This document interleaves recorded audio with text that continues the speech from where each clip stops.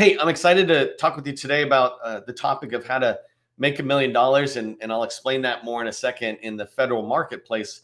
But before I do, just give you a little background. If you don't know who I am, I'm Neil McDonnell. I'm the president of the GovCon Chamber of Commerce, and we exist primarily to just share the process and procedures for succeeding in federal government contracting. I say that government contracting, it's not a secret, it's just a process. And we like to share the process as often as we can in a way that'll help you achieve the success and the goals that you're looking for. I spent 20 years as a small business owner in the same position as many of you, either as a small business owner, I was a salesperson, so primary salesperson. If you're a capture or business developer, I can totally relate because I've been there and done that, knocking on doors, writing proposals, et cetera. And then I've also been in the weeds. I'm a technical person who's done the work.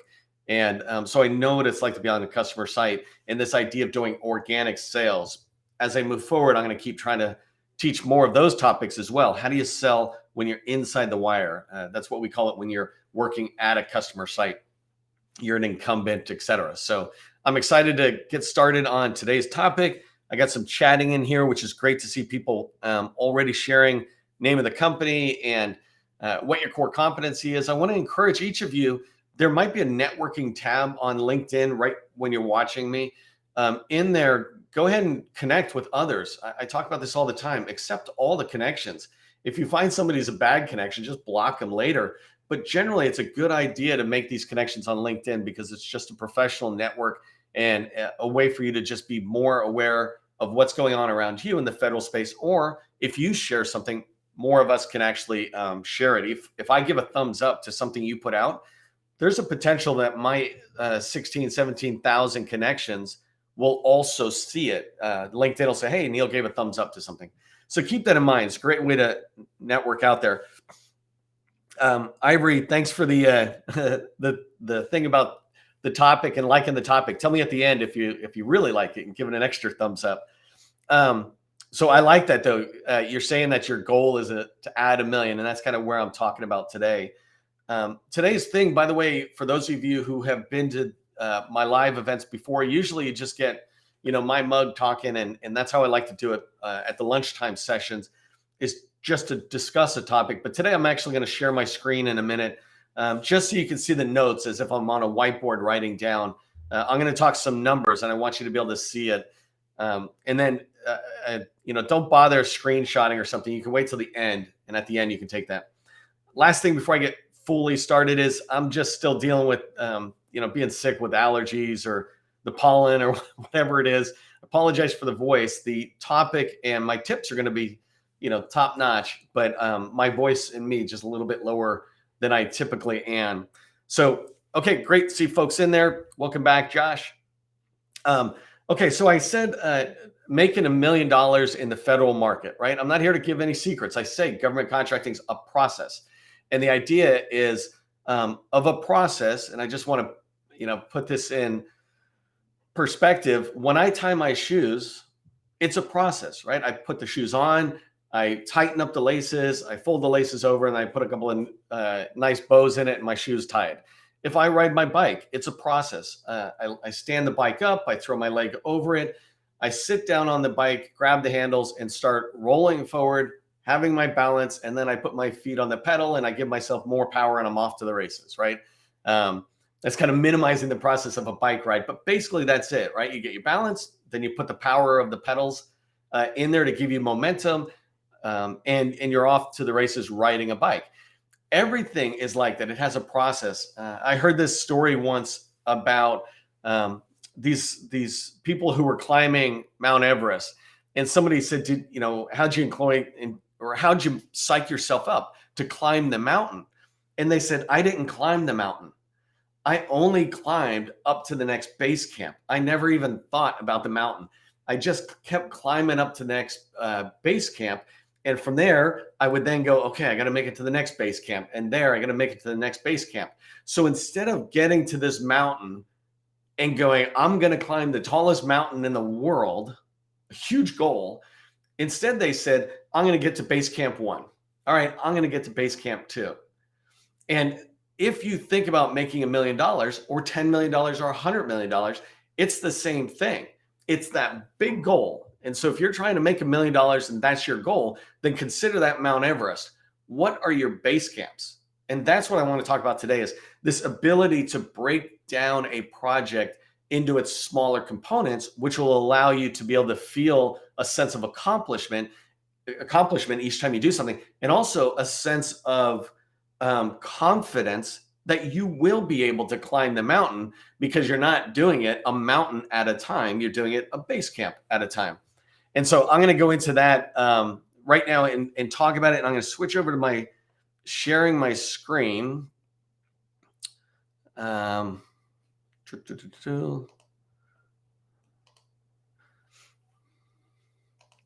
Let's see how well this works for me, and we'll get started. Where's my slide? I just want to be in here on this slide. So I'm going to shrink it a little bit so I can see chatting. Actually, I no longer can see your chat. That's just going to be a problem I have. So I'll look in the end at your questions. But I'm going to come in here and I want to start talking about numbers. So the first number I want to talk about is $1 million, right? And actually, I think I will turn my face off so you don't have to stare at my face while I'm talking here. Sorry for the bouncing around. Okay, so I think I just turned that off, and I'll zoom in a little bit, just making it a little bit easier for you to see. Okay, so the first thing is I want to make $1 million. That's my goal. Well, what I recommend you do is break that into chunk sizes. So today, I'm going to suggest that we have a billable rate of $50 an hour. Let's say my company's billable rate is $50 an hour. I like it because it's nice and easy. Plus, it's very small. By the way, just to put it in perspective, I've never had a billable rate below $125 an hour. So I'm coming down a lot. If you're in the IT cybersecurity space like I am, then you know your rates will be much higher. But you'll see what I'm talking about here. So if we say $50 an hour is what we're looking for, and we multiply that by the 2,000 hours, remember there's 2,080 hours in a given year, generally work hours. So if I take the 80 hours off for 2 weeks of vacation, it leaves me 2,000 hours. I typically just take those numbers and that equals $100,000 in there. And so here I'm going to get rid of the math for a second. You don't need to see that anymore. So now what I'm looking for is $100,000 per person. And so that's an FTE, right? A full-time equivalent is what we call it in the government space. So in order to achieve $1 million, I need to get 10 FTEs at the $100,000 range. And I'm just using simple math here for a second. You can use whatever math works for you, but this is very easy math for me to use in my example. So I need 10 people, full-time equivalents, right? Working 40 hours a week, and they're billing at $50 an hour. I need 10 people to make $1 million.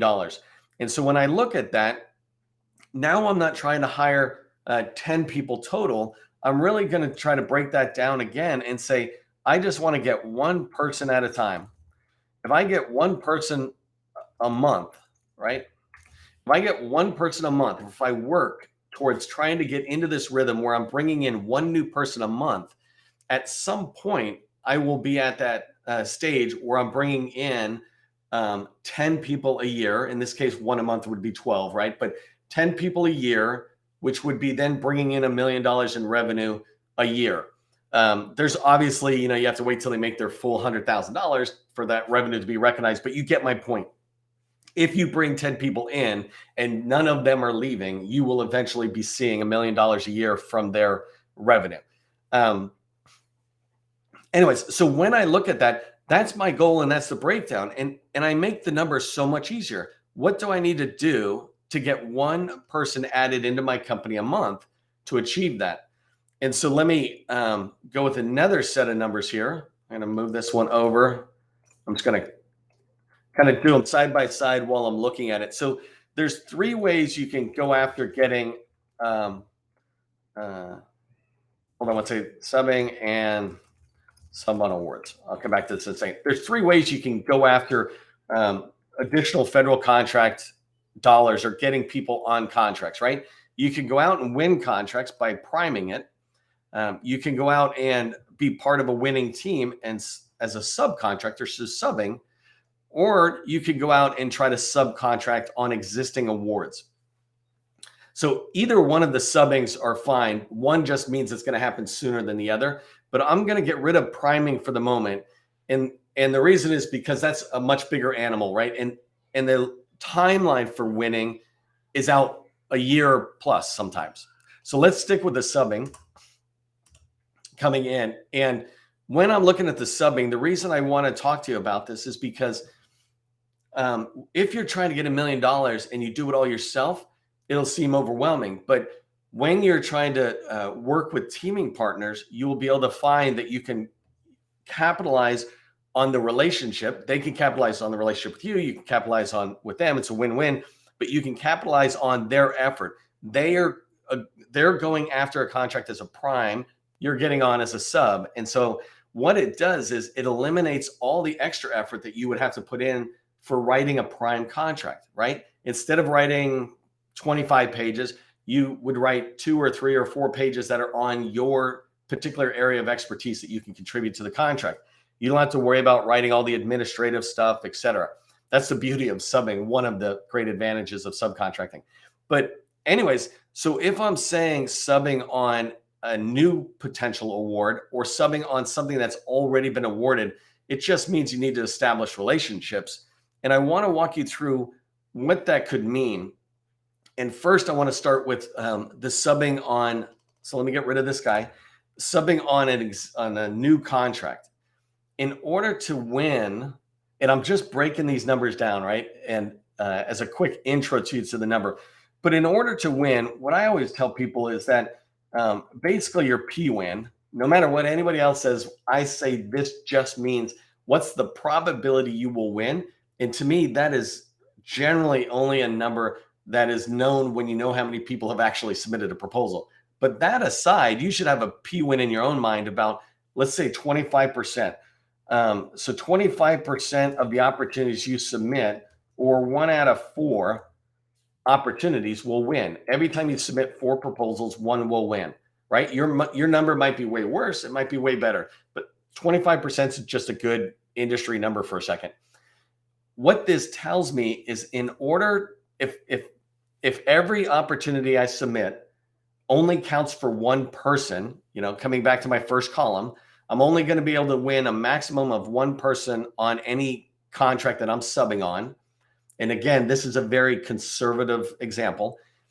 That means that in order for me to win 10 FTEs, then I would need to submit 40 proposals, or I'd need to be part of 40 proposals, right? And so in this case, and I like to bounce it up to 48, and I'll show you that in a minute, just so you're consistent every month. But in order to win 10 proposals and get 10 people brought into your company, you need to submit 40 proposals. And so how do you do that, right? If you submit 40 proposals all by yourself, that's a heavy lift in a year, especially for a company, let's say it's under $5 million. That's a big lift for the proposal people that you would have in a company that size.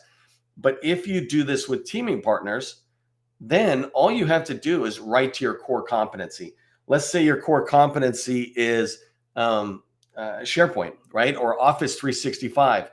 There are all sorts of companies out there that are going after proposals where Office 365 is fundamental to the systems that the government uses. And I know of an opportunity, for example, where it's cybersecurity focused.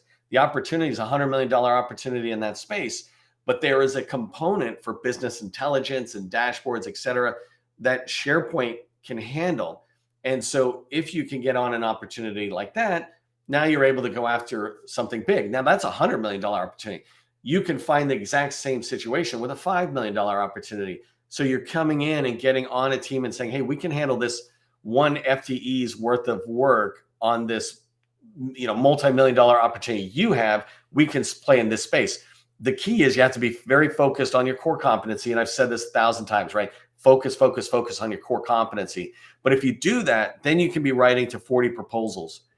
So the next set of numbers for me as I break this down is, how do I find those 40 numbers?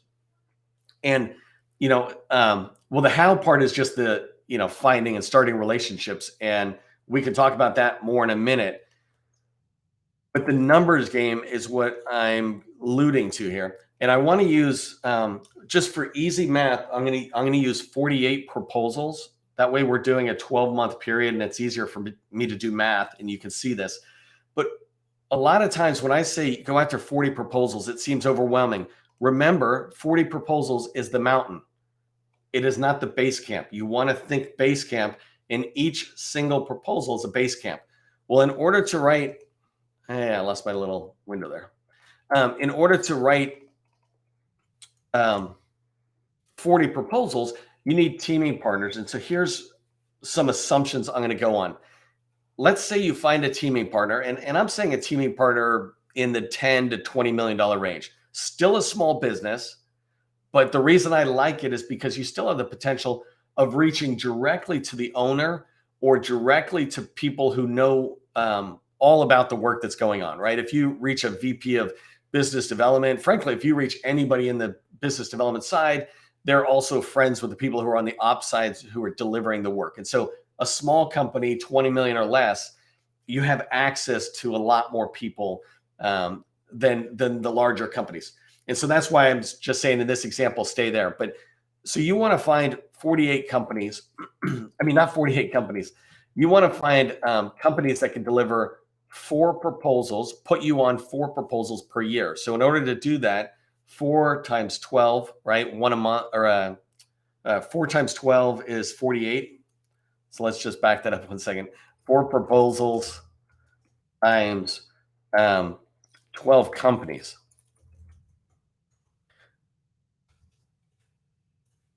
equals 48 proposals. Let me just do my math a little bit over here. Remember, I was saying 10 and 1. I'm rounding it up just because there's 12 months and it makes it easier. But if I have 4 proposals that I can join company A on, 1 a quarter, that's all I'm looking for, is a company that's doing 4 proposals that somehow relate to what I do, and I can get on it. And it doesn't matter whether you're doing elevators, SharePoint, cybersecurity, paving roads. There's companies out there that are doing multiple proposals a year that you might be able to get on as a team. And so, and the reason for this last column here that I'm putting is that I'm trying to show you how you can manage this activity to get on 40 proposals. So you need to find 12 companies. That's what I'm saying here. Find 12 companies, and how you find them is a different video, and maybe Gus can be dropping in the chat as we go. But if you find 12 companies and you establish a good long-term relationship with them, then you will be able to get on their team for proposals. What I really am trying to get to is, how do you manage those that time commitment? How do you manage those relationships in a way that works for you? And so this is the last place I want to break down the numbers for you. When I talk about managing a relationship with another company, I always say meet with each other for 30 minutes, 30 minutes every 2 weeks, right? And so every 2 weeks, you're going to meet for 30 minutes. If you're meeting twice a month like that, then it's going to be an hour commitment a month, right?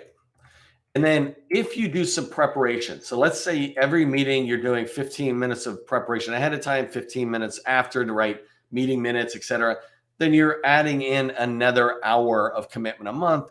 And so now you're doing 2 hours per month per company, right? And so 2 hours per month per company per times 12 companies is 24 hours per month. And by the way, in a second, I'll be happy to pause and take questions and turn the numbers off for a second. But what I'm really trying to drive right here is, you can manage relationships with at least 12 companies, only using up 24 hours out of the 160 hours you have a month to build relationships that will enable you to get on teams and be part of their proposals as they go forward. And some will win and some won't, but you will see that you will start building those 10 people through the wins, especially if you're teaming up with the right partners, et cetera. But the big part I wanted to point here is, it's only 24 hours a month to be able to write, in this case, 48 proposals a month as a subcontractor on a team. This isn't anything special, right? It's a numbers game in sales. Sales is about doing the right thing the right way and enough of the right things. And so one of the right things is establishing and maintaining a relationship with a teaming partner, in this case, a prime teaming partner where you can subcontract under them, maintain that relationship, and then have enough of those relationships. In this case, it's 12. And the idea is, as you move forward, you will see this kind of consistent behavior from you will lead to consistent results coming out of the other end of the pipeline, et cetera, that begin to lead towards you winning a contract where you now have one person a month being billable with the government. You now have 10 people a month being billable with the government, perhaps on 10 different prime partners, or maybe you'll find that some of those partners are actually pulling in a few more than the others. But it's a numbers game. If you do enough of the right things, you will begin to see the success. So I want to pause for a second, stop sharing, and see if there's chatting and any questions, because I know I'm a little tired here. Maybe I'm talking fast, but ask me questions. I'm going to stop sharing that. I'm going to try to find us somewhere. Okay, so let me know, did this make sense what I said, or is there a part that's confusing there? I am sounding a little better, thanks. I'm actually going to the doctors just to make sure I'm really getting better and not having to worry about it.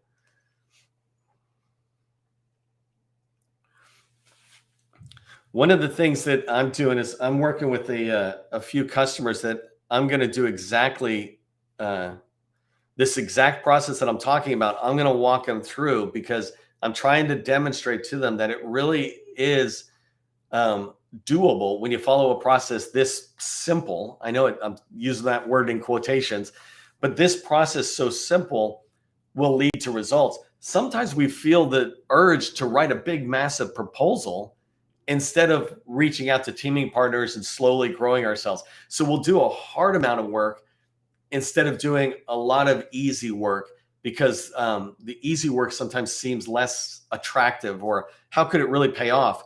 But think about it. When you take a tree down as a lumberjack, they don't take the axe and they swing and it falls. They just keep hitting it and hitting it. And a little bit of wood comes off every time, and massive trees come down, and then you can build a house, and et cetera. So I see a question here about hiring folks. I will say that that is the number one concern across the entire government space.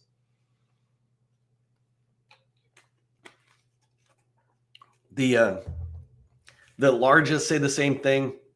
Large smalls are saying the same thing.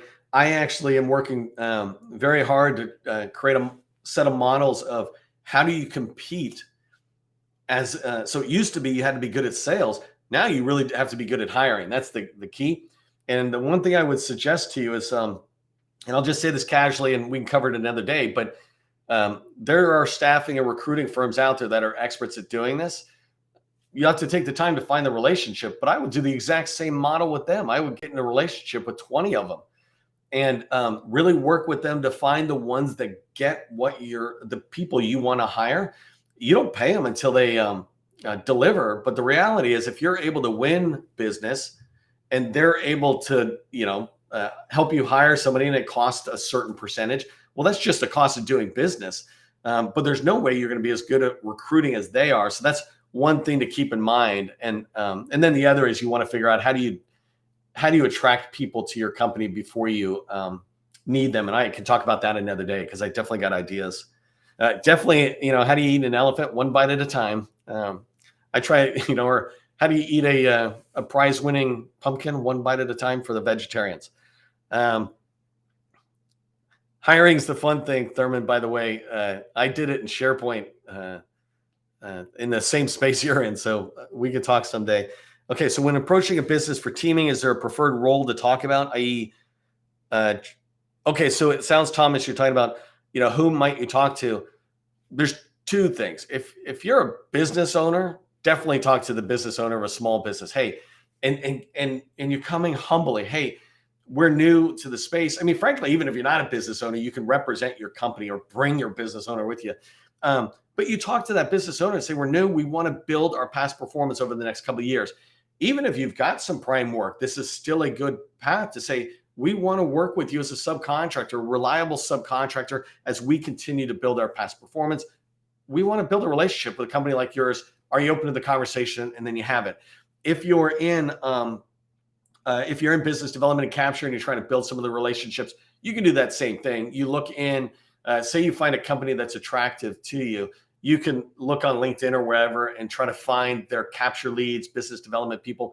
If you reach out and talk to them, many of them are open to hearing how you might fit, right? And if there's a natural match for you, hey, we bring this kind of expertise that could be of value to your proposals, they'll love it. And they'll especially love it if you're trying to bring something. We want to write to the proposal with you guys in the prime spot type thing. So when it comes down to director of contracts, I would definitely be aiming for a capture lead or a business developer. So the 12 company is very helpful, but that's about getting the work to hire the FTE, right? How would we recruit? What are some of the good avenues other than Upwork? Well, I would stay away from Upwork and Indeed because frankly, here's my advice is don't become a recruiting, unless you're a staffing firm, don't become an expert at recruiting right now because you got so many other things to do. You're trying to build your business up. When you hire people, you have to make sure you're supporting them. You have to support the customer. You have to do sales. Outsource the recruiting. Let them find people, qualify them, run them through checks to make sure they can develop correctly. Or if they're a welder, they've got this experience, whatever it is, right? Have them do a recruiting firm do that kind of check.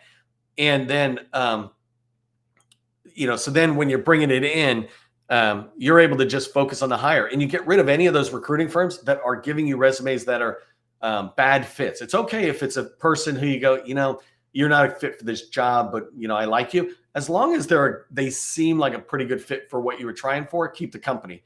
But if they're sending you just resumes without even really looking at it, get rid of them. There's hundreds and thousands of them out there. Find them, build a relationship. They would love to work with you. You're getting the recs, they're getting the people. It's a match made in heaven. Just looking here. So there's Thurman saying if there's a teaming on the SharePoint spot, he'd love to be talking about it. Yeah, I think I just said don't use Indeed. Indeed's a good recruiting place. Upwork, I think, is the freelancer one, right? Indeed's the recruiting, career builder of its day kind of thing. So Indeed's good, but I think Upwork's just pure freelance stuff, right? And if I'm mistaken there, then what I really mean is you're not trying to go to the freelancer site at the moment for recruiting. You want to go to the recruiting companies. I know why I said Indeed, though. What I was saying there, Ivory, was be careful of going to Indeed because if I now am looking at Indeed, I have just given myself another hat to become a recruiter. What I'm suggesting is work with a firm, let them go to Indeed and find those people and bring them back. Because if you're writing proposals, if you're managing relationships and you're doing all these things, how well can you be doing or how overwhelmed will you be if you're being the recruiter going into Indeed? So I think the tool Indeed is very valuable. I'm suggesting who's got the hat on to go after that. So I hope that clarifies that. Also, I just noticed this is the farthest I've gotten to 12:30 wrapping up, but feel free to reach out to me. Remember, the whole point of what I was trying to teach you is that don't climb the mountain, climb to the first base camp and then the second base camp. You can achieve these goals, whether it's $100,000, $1 million, or $10 million. They're just goals to get to. And you can absolutely do it. Remember, government contracting, it's not a secret. It's just a process. I'll see you next time.